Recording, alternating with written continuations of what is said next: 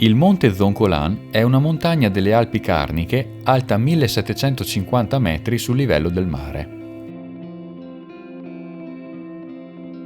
È posta a sud della catena carnica principale, in Friuli, tra i territori dei comuni di Sutrio, Ovaro e Ravascletto.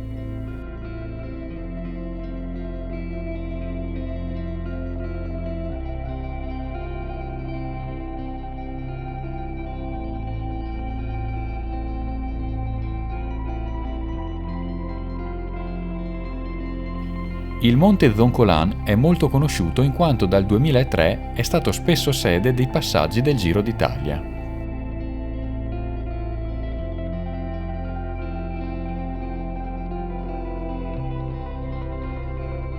La strada che dal paese di Ovaro porta fino alla cima è considerata una delle salite più dure del ciclismo professionistico, una delle più faticose d'Europa.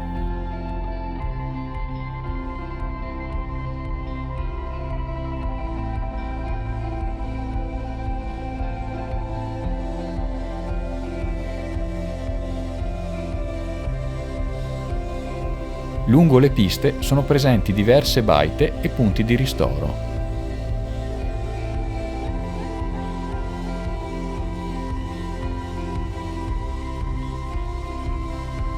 Il monte Zoncolan è considerato il balcone delle Alpi Carniche. Sulla sua cima è presente un comprensorio sciistico di quasi 30 km di piste di varia difficoltà.